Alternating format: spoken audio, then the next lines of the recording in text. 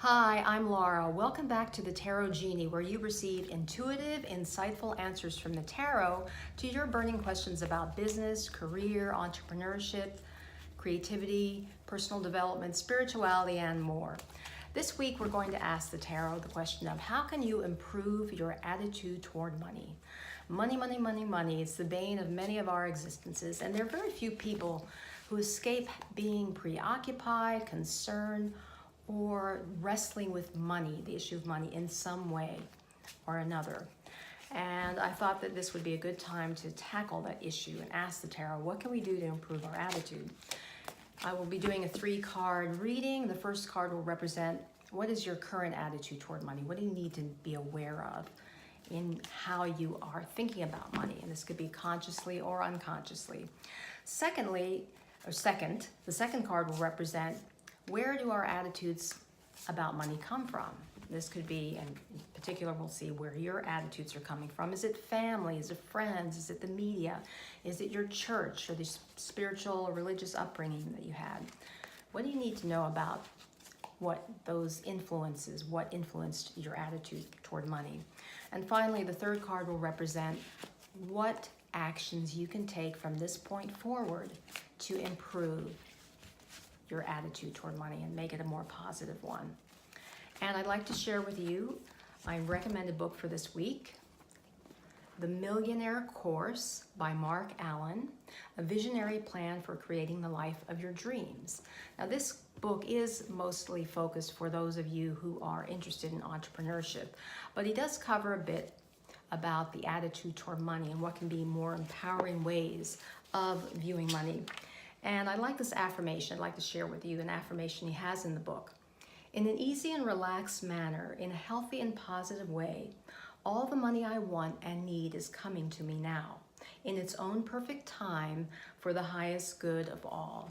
I think that is a very powerful affirmation, something you can think about, consider using this week.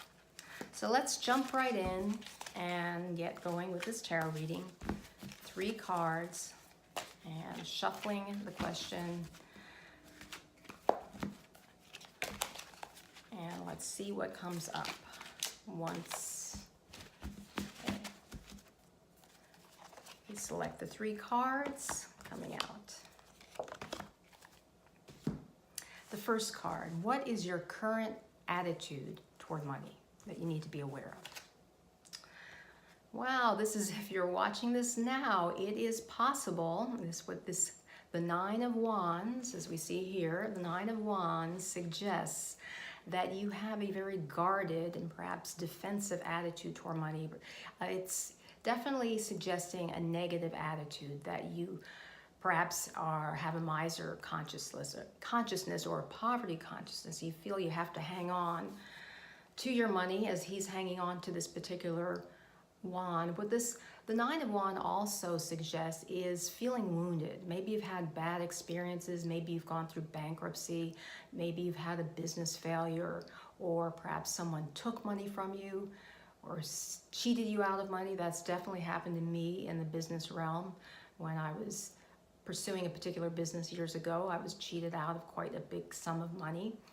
So what you need to be aware of now and to look at is, where are your money wounds? That's the first step that you are advised to take to changing your attitude toward money to a more positive one. So think about, identify your wounds.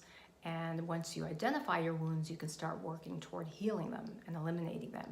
So definitely for me, the 9 of Wands, which in the Wands often relate to passion and purpose. There's some area in your life where perhaps you lost money, or as I said earlier, someone's cheated you out of it.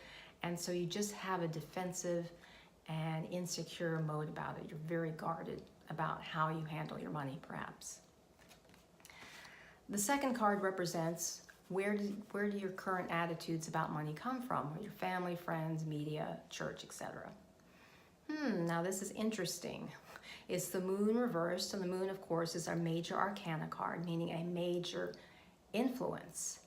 And what pops right out now, the moon, when it's upright, often suggests that there are things that are hidden, there are fears, And given that this is reversed, though, I would say that perhaps this is suggesting that your current attitudes toward money that are disempowering, that have not been as positive as they should be, come from a lot of negative programming you've maybe received from everywhere out, just in life, that you have instilled very deeply, so much so that you don't even recognize them.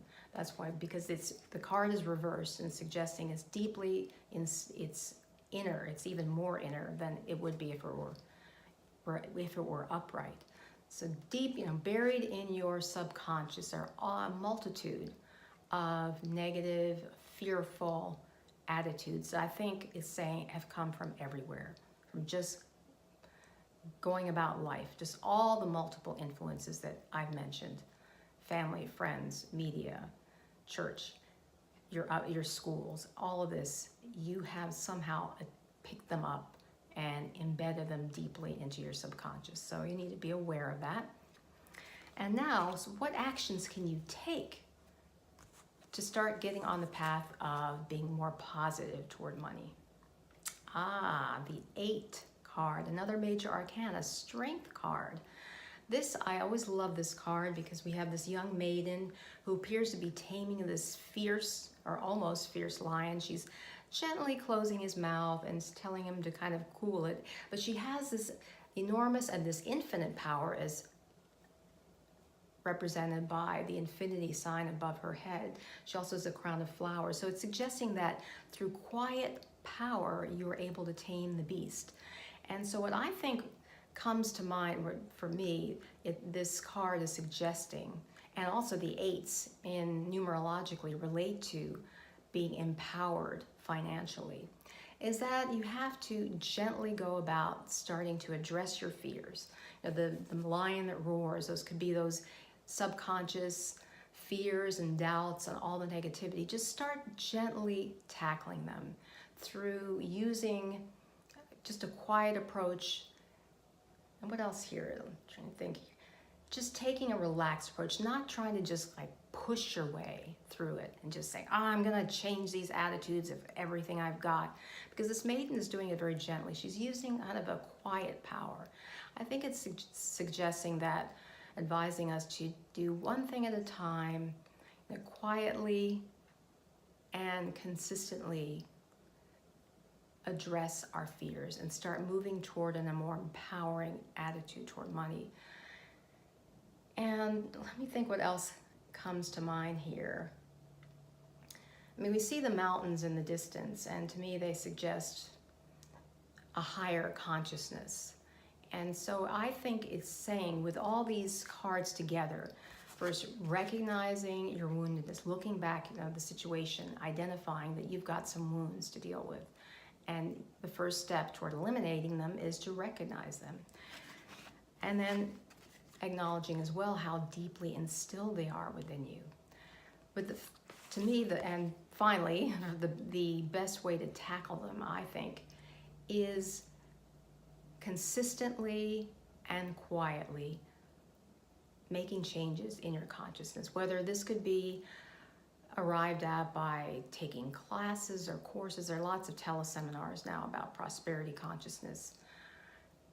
By tuning within, we have this yellow background, to me suggests enlightenment, illumination, and the infinity sign, saying just there are an infinite number of ways we can go about, that you can go about changing your consciousness. And I would say that look into the ones that appeal to you the most. Not everyone needs to attend or follow, say, the principles of that famous talk show host, David Ramsey, who has a very strict and structured way for people to get out of debt and to build prosperity. That doesn't necessarily work for everyone. So I would say it's to tune into your intuition and think about what would make you feel most powerful in addressing this issue of money and changing your attitude, creating a more positive attitude toward money. Think about what appeals to you most and what you feel you can handle in a delicate, consistent way. Seeing if there are any other ideas here that pop out at me, but it seems to me, I'm looking at these cards together, that a lot of the tarot often does, it reflects it mirrors what is going on in our consciousness. So it's suggesting that, yes, what you need to know about, our situation right now, consciousness about money, is that many people suffer from past wounds, past trials and tribulations related to money. And that's the first step, is recognizing that and realizing you need to let go of it.